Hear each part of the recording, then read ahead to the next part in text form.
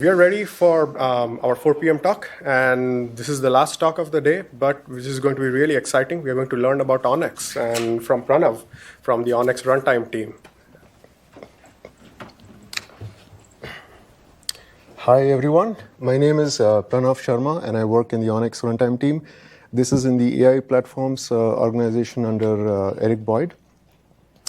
So let's get started, and hopefully this gets you excited. This is the last talk, so let's see.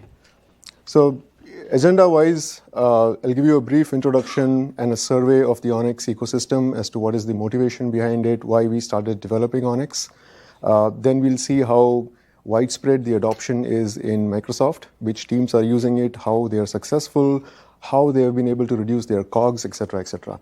And then we'll go into the technical design for both ONNX and ONNX Runtime. And I'll go through what is the difference between ONNX and ONNX Runtime as we see. So let's see the introduction to the ONNX system. And this is a typical, and this is an advanced ML day today, so this should be very basic, but let me talk about it for 30 seconds, right? This is a typical ML workflow. You have data collection, you train to fit the model, and then you deploy a model for inferencing. And what typically happens is that there's an overlap between the roles which along the different jobs which you have to do.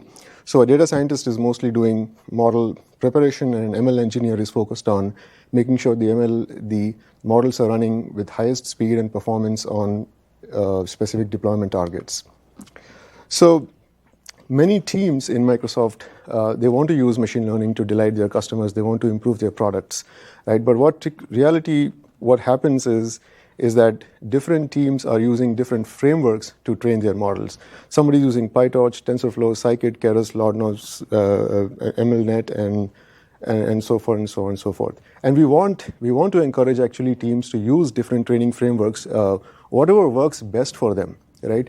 But when it comes to the other part of the story is actually deploying your model in production and making sure it is working at the highest efficiency. You're making sure that you're using the hardware to the fullest, right?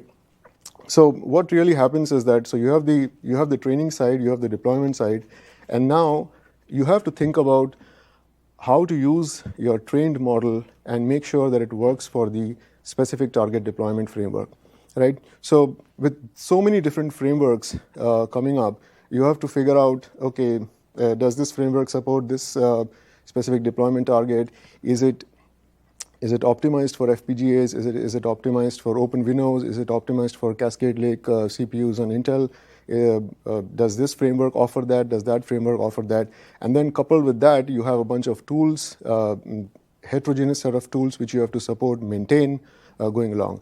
And this is really where ONNX comes in. And it sits in the middle, and it's kind of the demultiplexer of all this, where you're saying that you could train your model in whatever framework you want, and then convert it into an interoperable AI model format. So what is really ONNX? And the full form is Open Neural Network Exchange. And what it is really trying to represent is it's a uniform model representation format. So you take your model, which is trained in any of these frameworks, and you convert it into the ONNX format, and now you can use that to deploy to any of these deployment targets, right?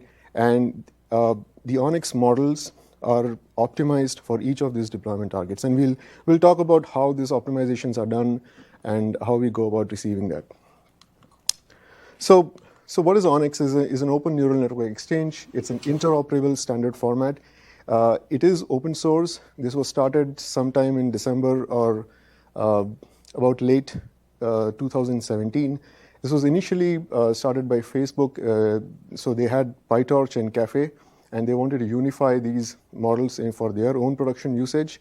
And then Microsoft joined in early on with Amazon. So this is a consortium really of these three companies. And what it is representing is that it is a common format for the model, and also it specifies a full operator spec, right? So every operator is doing one job in the neural network. For example, convolution, ReLU, all these are the different operators which we talk about. So since then, we have about more than 40, 50 companies which have joined the consortium, and they are actively participating and investing in the ONNX format. These are some of the open source related stuff where now we have open governance. We have this. This is probably of less interest to the community here, but I'll skip that. So now you have trained your model in your training framework of choice, and now you need to get to an ONNX model, and that's where we say, how do you get to the ONNX model? So first thing is that we already have pre-trained ONNX models uploaded to the ONNX model zoo, and you can go and get them. So you have your famous different ONNX models there, mask RCNN, both from Keras and PyTorch, and other various other famous ONNX models. The other way is that you can use the Azure Custom Vision AutoML to create the model and then convert it into the ONNX format. The third way is, and I think this is probably the most popular one currently, which is you take your training framework, and we have a bunch of open source conversion tools which you can use to convert the model in the specific format into ONNX, right? And of which PyTorch actually has a functionality where you can export the model as part of the training job itself. So there's no separate conversion step which is required. And the other is, I mean, of course, you can train it on Azure Machine Learning Service, and you can then convert it. So later on, I'll talk about a tool which we have recently open sourced, which is called Olive, where there is a central place on Azure where we can go, take your model, convert it to ONNX, and then find out what is the best optimal strategy. Hey. TensorFlow is in here. Yes, TensorFlow is also. That one is next to the K is the TensorFlow. Next to Keras? No. Okay. Okay. Sure. Okay, so these are the different open source. Every single converter is open source. So LightGBM, LightSPM, SparkML. SparkML is kind of in the preview stage currently. Keras and TensorFlow and scikit-learn. Yeah. So these are some of the various ways and the APIs which are used to convert the models. Chainer, Keras, and then TensorFlow itself. So we are also building support for TensorFlow 2.0 as we speak. So that should be out as well. The next step is really inferencing, and that is where ONNX Runtime comes in. So you have trained your model, you have converted into ONNX, and now you want to run it as fast as possible on the device of your choice or the deployment target of your choice. And ONNX Runtime is the implementation of the ONNX standard. And this was also developed around the same time when ONNX was open sourced. So this was open sourced back in December 2017. And just today at about 12 p.m., we are 1.0. We just released the 1.0 version of ONNX Runtime. So it has the full support of the ONNX spec, and every single operator has been implemented. So given an ONNX model, you can expect the ONNX Runtime to infer the ONNX model completely. The other is that it is extensible, it is modular, and later in the talk, I will talk about the specific design details of ONNX Runtime, of how we implement this extensibility and how it is useful for production deployments. Along with that, this is present in every single Windows device. It is part of the OS. It is installed, and this is the WinML. WinML is actually a wrapper on top of the ONNX Runtime. So the core framework, the core library which WinML is running is ONNX Runtime. So this is the Windows or the sort of the Microsoft offering of Core ML. So we have support for a lot of architectures and hardware accelerators. So this is cross-platform. So Windows, Linux, Mac, C#, ARM64, ARM32. Some of these are available as off-the-shelf packages which you can download directly, and some of these are for some of the architectures you just need to build from the source. We have instructions on our website, and you can follow them. So as for the hardware accelerators, we have a lot of hardware vendors which have come forth, and they have asked for how to integrate into ONNX Runtime so that we can take advantage of the best hardware capabilities. So we have TensorRT. DirectML is a more recent one, which we released as part of 1.0. This is using the Windows DirectX technology. The other is Intel's MKLDNN, ngraph. NuFar is also a recent one, which is based on compilation technologies, where the model is compiled into a JIT, is JIT compiled, and then run. This uses LLVM and TVM as the underlying frameworks. And then we have also OpenVINO. So the next part is now you have the ONNX and you need to deploy it, and you have a bunch of choices, and I won't go through every single detail here, but we have different ways, and we have published reference points and reference notebooks to deploy to various kinds of devices like Azure Machine Learning Service, Ubuntu VMs, Edge Clouds, and Edge IoT devices, and we have the complete workflow which is there, which is documented on one of these notebooks, which you can run and deploy it on any of these devices. Is there any support for explainability of models? Yes, this is coming up in the next release, yes. We don't have it yet. Right. So, yeah, I mean, we are working on something called as interpretability. I think that is what you are referring to, which is explainability of the model itself. Yeah, in scikit-learn you have a bunch of libraries like Line or Yes. in Python, but when we convert the ONNX model, then we lose this ability. Yes, you're right. Yes. Yeah. So yeah, it is actually in. It's part of our planning for manganese, what we call as an AI platform. So yeah, it's coming up. So at Microsoft, let's see what is the usage at Microsoft so far. Azure ML, WinML, and ML.NET already supports ONNX today. As I said, WinML is part of every single Windows device, so we are talking about 800 or I think 900 million Windows devices. Different products have already deployed them in production, and I will go through like examples of some of these products and some of the where and how much of the performance benefits we are able to get with each of these. So we have about 60. This is about now, I think it's about 70 now, but yeah, let's go with this. So we have about 60 plus models in production which have been converted from the previous models which they were running already, and about 3x performance improvement on an average. This is a very rough number because we are doing an average of so many different products and different runtimes, but this is a rough number, about 3x performance improvements. And sort of this is the distribution of where we see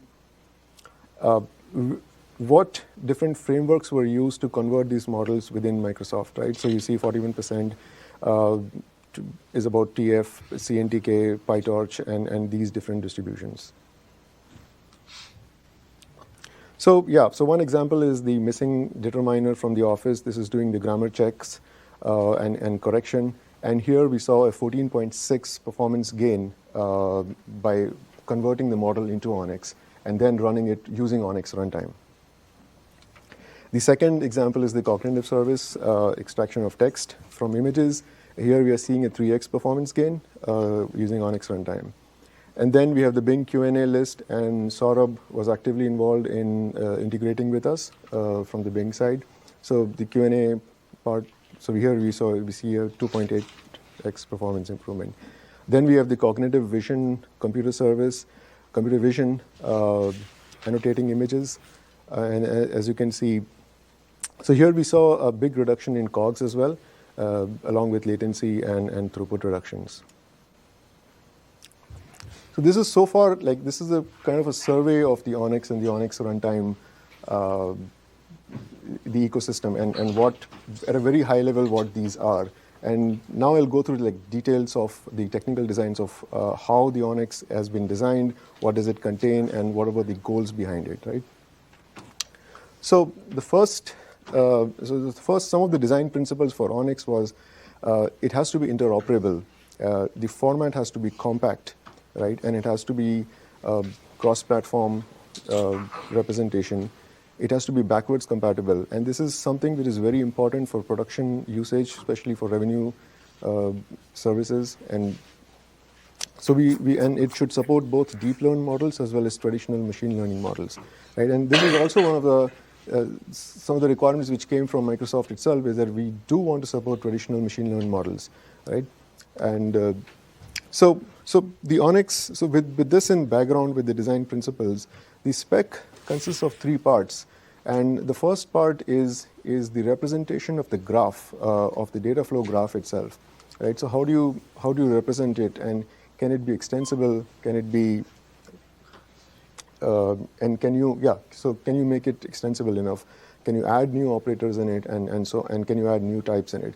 So the second part is the definition of the standard types, where each operator takes the inputs, the outputs, and the attributes which are stored in the graph. And the third is the schema for every single operator which is present in the ONNX model, right? And the representation which we chose is protobuf. So Google protobuf is fairly popular, and you can use any tools to inspect the model itself and see what is contained in the model. So the model file format, so a little bit about the file format, where it starts with the model structure, and the model has a bunch of attributes. So one is the version, the metadata associated with the model. So the producer actually can write a bunch of metadata which can be used later on for identification of the model, and the other is the acyclic computation graph. We also have a version in the model, but this version is mostly for the sake of the producer to keep track of which version of the model you're producing at different points of time. So the most important part is the acyclic data flow graph, and this consists of the inputs and the outputs of the graph, the list of computation nodes, and the name of the graph. Every computation node is representing one single operation in the ONNX graph. And this is what, so this is corresponding to convolution, batch normalization, ReLU, and so on and so forth, right? And each inputs and outputs has their types associated with them, and what parameters it has, and a list of attributes which are hard-coded in the graph when you create the model, as opposed to taking inputs.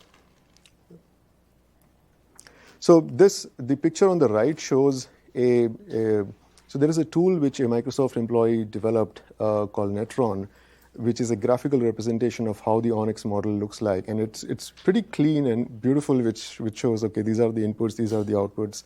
So you don't have to actually manually go and inspect the protobuf. So we have support for tensors and the standard tensor types, complex, uint, bool, string. Then we also support the non-tensor types, such as the sequences and the maps. These are mostly used in traditional machine learning models. So, for example, the zip map operator would have a output which is a map of sequences, right? After it applies the one-hot encoding, and then so a bunch of these types were incorporated only to support the machine learning models.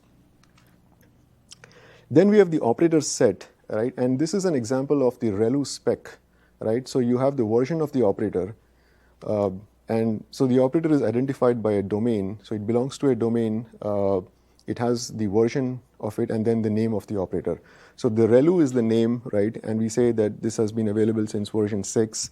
And these are the different, it has inputs and outputs. There is the input. The T corresponds to the type of the specific input or output, and the types are specified as a tensor of floats or doubles or what have you. So the general guideline around adding operators to ONNX, and anyone can add an operator to ONNX, submit a PR to the ONNX open source GitHub repo. And the general guideline is that this should be this should be the most primitive operation which you can do, because you should be able to compose different operators and create an operator itself, right? So what we want the operators to be such that they cannot be meaningfully further decomposed, right? And I know, like, when it comes to performance, actually you do want to fuse the ops at some point, right? And we will talk about fusion a bit later when this is the job of ONNX Runtime. The ONNX graph itself is only representing the data flow. So we have about, I think this is a bit stale, but we have about more than about 140 operators and this is growing list. As we convert and we encounter more models and more operators which are not supported in ONNX, we keep adding them to the ONNX spec, and we keep implementing them in ONNX Runtime. So, and like today, it supports a variety of scenarios, like for example, classification, recommendation engines, and different language processing. So, like last year, we added control flow operators to support LSTM operations, and so on and so forth, right? There's also a capability to add custom operations in ONNX. So, not all ops which are in ONNX might satisfy the specific model, and in which case you should be able to write a custom op and incorporate that as well. If I have a custom op, somehow the run, like if I give it to you, the runtime should be able to. Yes. Okay. Yes. So somehow the runtime has to know that. Yes. So the runtime has APIs to register a custom op at runtime. Okay. And with a specific schema, and we'll go through the API, but so you should be able to register a custom op. It gets registered in an internal registry, which is separate from ONNX registry. Okay. Yes. So versioning is actually a very important topic, especially for production models. You don't always have the liberty to keep the model and the runtime in sync with each other. So at some points of time, you can update the model. At some points of time, you may not be able to update the runtime, and vice versa. So you want to update your models in a way that they can continue to serve. Parts of your deployment might have an older version of the model running or an older version of the runtime running. So ONNX versioning is done at 3 levels. One is the IR version itself, which is the version of the file format, right? So if the protobuf format is changing, we update the version to specify that. Then there is the offset version. So we have this concept of offsets where operators belong to a set, which we call as the offset, and every model has to specify this is the offset which I support, right? And it says that this is the domain which I belong to, and this is the offset version which I have, right? So as new operators get added, they get added to a new offset version. So every single time we add a new operator, and until during the release time, the offset version gets incremented, and that becomes the new offset then. Are offsets are older offsets strictly subsets of newer ones, or things can get dropped? They can be subsets. They are subsets actually. Okay. Yes, they are subsets. So as you saw in the previous, let me go back. So here it says that this operator has been available since version 6. So yes, they become part of the new offset automatically. Yes. So the other thing is the operator version. So the operator is defined by a 3 tuple. So we have the domain, the name of the operator, which we call as the op type, and then the operator version. So together with these 3 different versioning strategies, we have been pretty successful in running an ONNX model of different op types within ONNX Runtime. And there are a bunch of details around, when you add an ONNX operator, when you change the spec, or if the spec is unclear, if you clarify the spec, or if you add a new attribute, how the versioning should be changed, and et cetera, et cetera. So you can read more about it on GitHub. So that's like kind of the ONNX spec. Then you come into ONNX Runtime, which is the implementation of the spec, right? And one of the primary goals of the ONNX Runtime has been performance, right? So one is performance, then you have backwards and forward compatibility. You should be able to run an ONNX model, any ONNX model which has been created since a given version, right? And then it should be cross-platform. And then you should be able to. So one of the other key points of ONNX Runtime is support for hybrid execution of models. So you want to run the model on the GPU, right? But it's possible that your CUDA doesn't implement certain operators, right? Or maybe the new operators which are inside ONNX, they are not implemented by CUDA yet. And at that point of time, the CPU, the default implementation inside ONNX Runtime should be able to take over.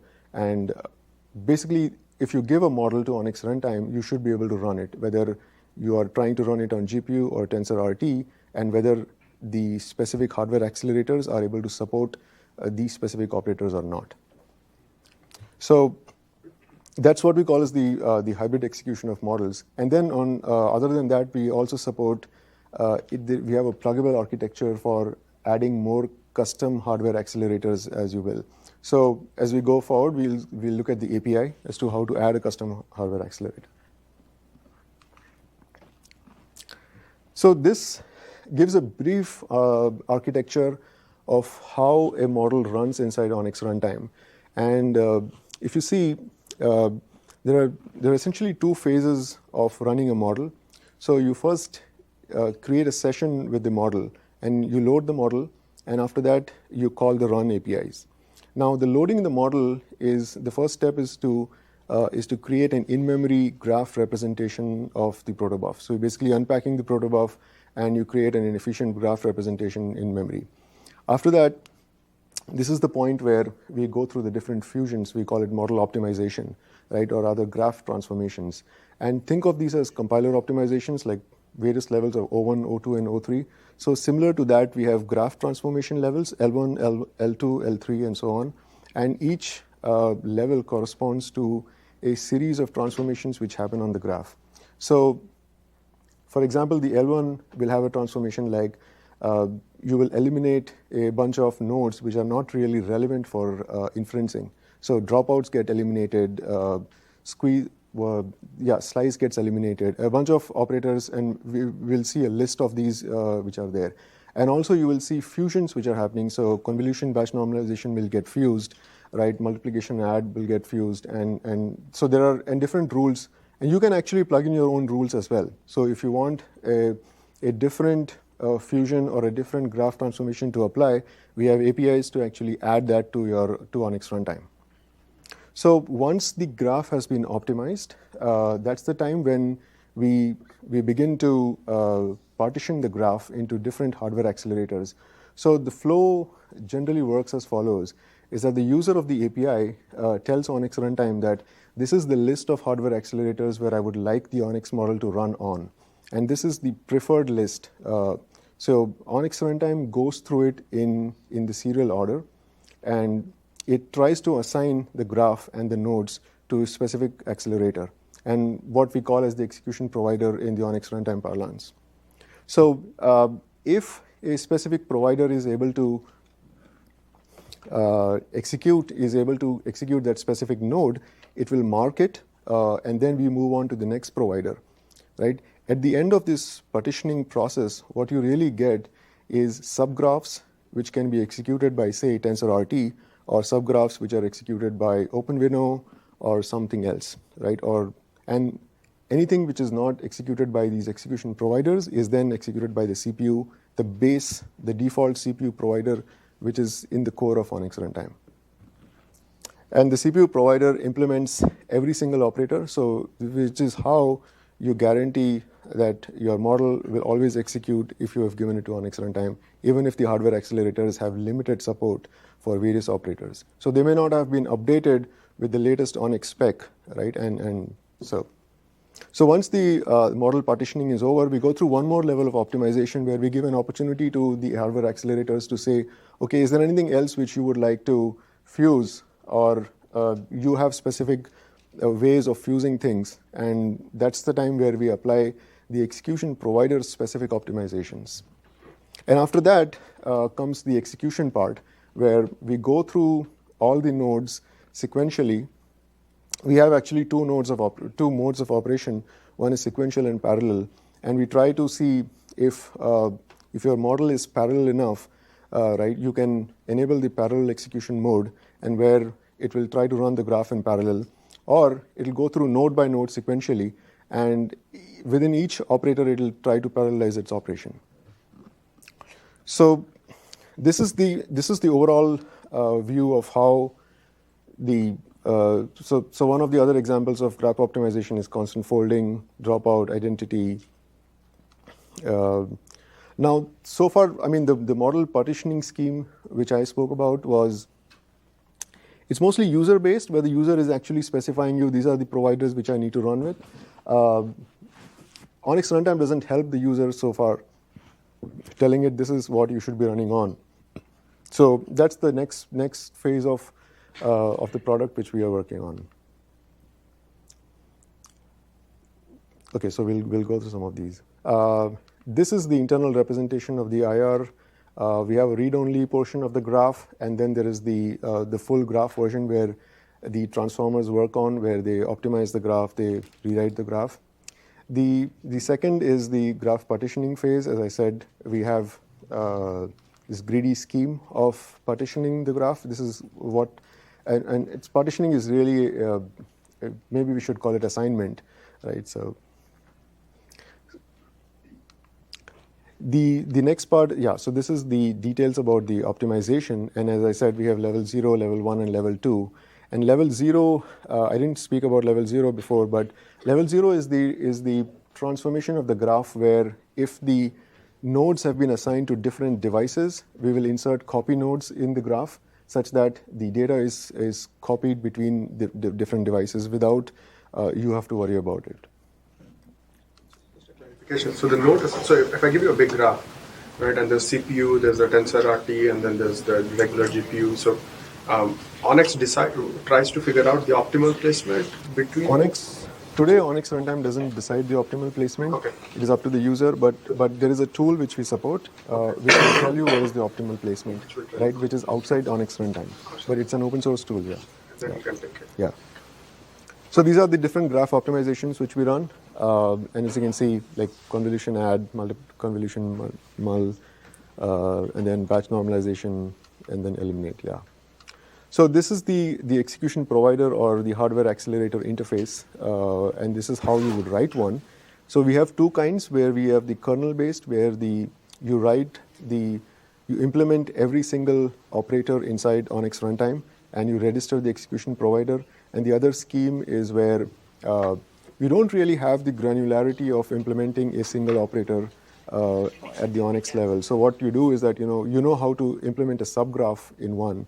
So that's the other way how you can implement an execution provider is you can say that I can run this subgraph and I will give you this is how to run it and this is the executable how to run it. So we have the compile we call as the compile API for running the execution provider.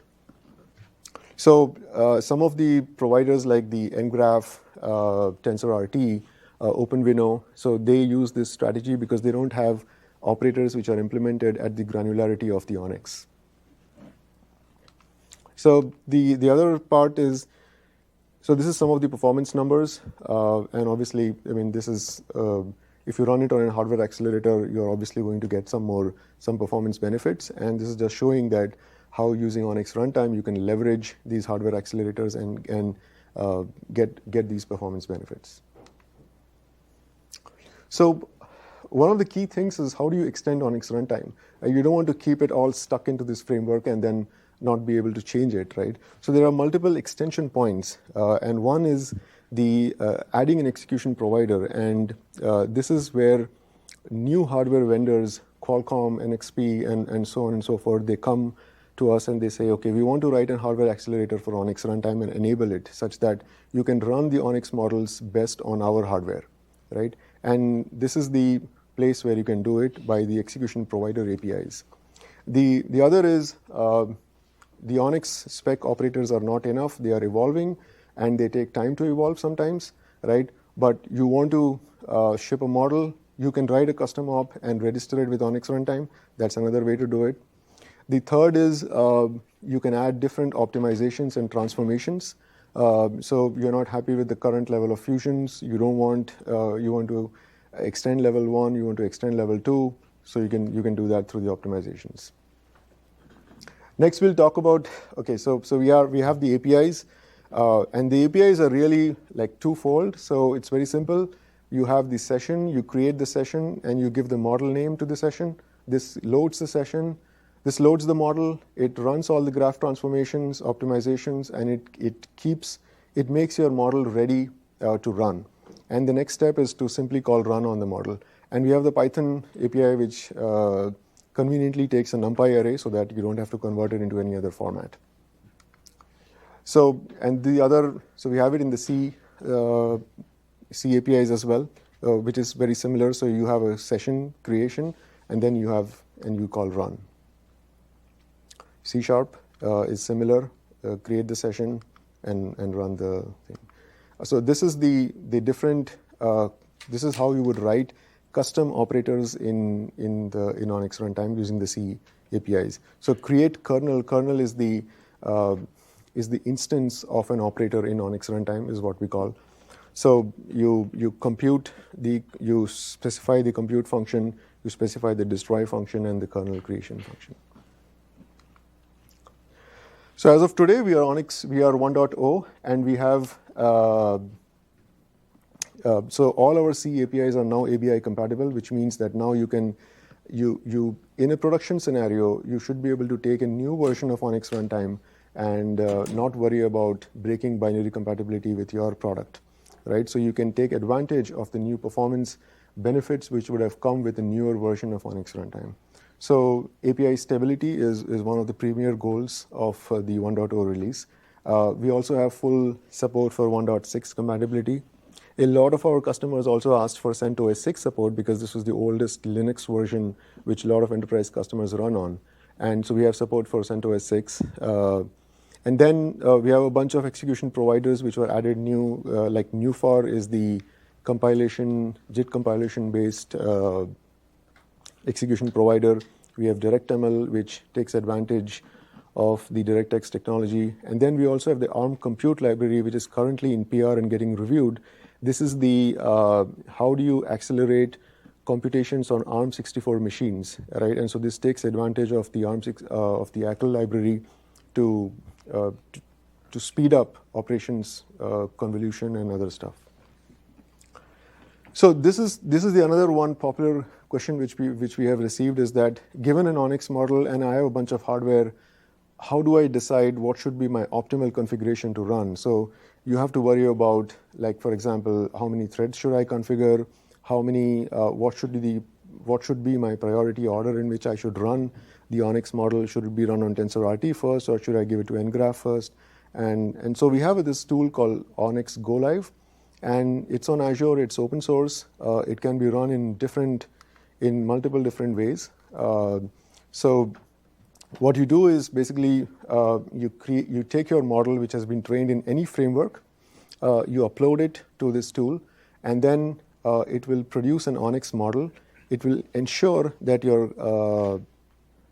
that the conversion is accurate using some test data, and it will also do a performance tuning for you. So given the list of hardware which you would like to run on, it will produce an optimal configuration as to this is the priority order in which you should register the execution providers. This is the different threading options which you should be using, etc.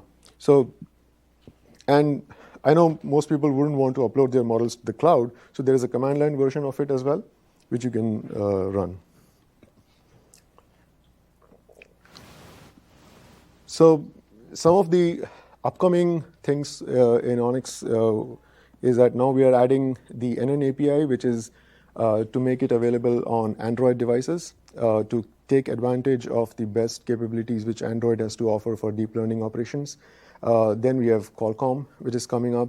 The Java API is currently in progress. It is in PR, getting reviewed.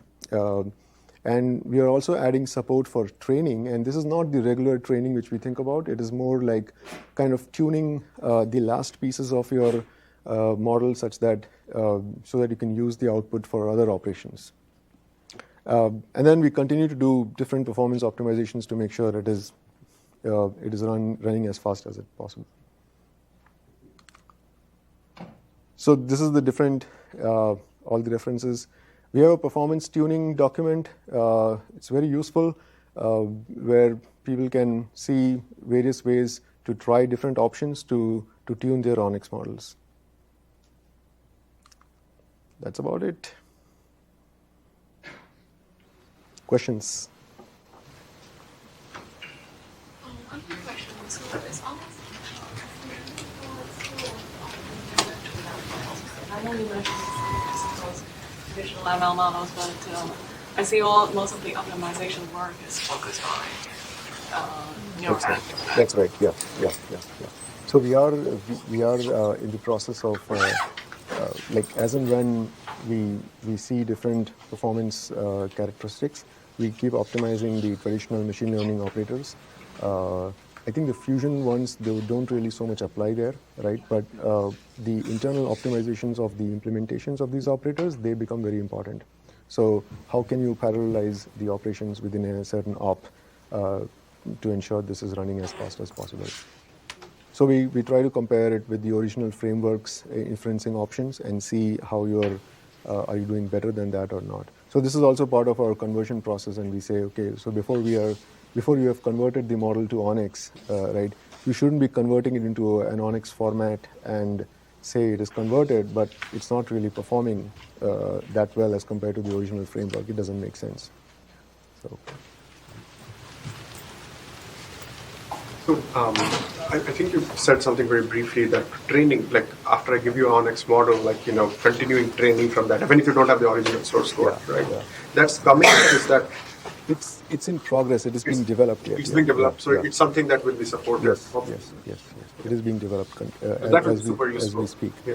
Yeah, so it is like you want to tune it to a specific purpose, right? Yeah. And it is it is not the complete training, but yes. So, can you include some featurization inside the graph? Like, for example, do inputs have to be just tensors, or can I have text as an input? Yes, so it can be. You mean strings? Like, Yeah. Yes. And So it can be a tensor of strings as well. So And what kind of operators do you support? Like, kind of, can I tokenize? Yes. So I think it was about just 6 months back is when we added actually exactly what you were speaking, like the tokenization operations, right? And this was used for, so AutoML is the product in Microsoft which is used to train models automatically given your data. And this used primarily, they use the scikit-learn models. And that's when we introduced these operations where you have the TF-IDF vectorizer, you have the tokenizer, and all of these things. So these are very well supported. These are first-class ops. So I assume that would include all those typical feature engineering stuff that traditional ML would use. Yes, right? yes, it should, right? And where it doesn't, we send a PR to add it to the to the ONNX spec. Sorry.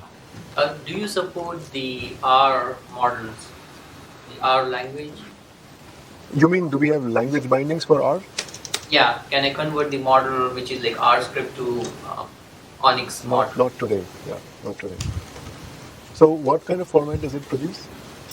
It's a script like .R file.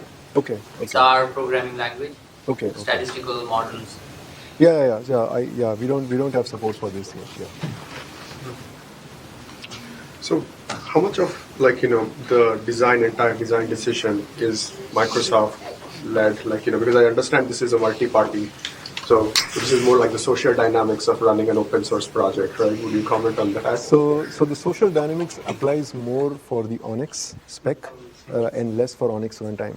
So ONNX Runtime is not in the open governance mode yet. I see. Right, it is completely controlled by Microsoft. We definitely welcome external contributions, right, and we actively review them and we merge them, right, and we have actually received a lot of very useful external contributions for ONNX Runtime. But we are definitely the primary driver for ONNX Runtime, and for the most part for ONNX as well. And not just specific to like Windows OS or anything, right? No. So this is one of the key goals, is that we definitely want to be cross-platform. Yeah. Right, and we develop on Mac, Windows as well as Linux, right? So we had only Ubuntu 16 support until the previous release, and we wanted to go all the way back to CentOS 6, which is really an old version of Linux we don't want to support, but we had customers who wanted to do that, so yeah.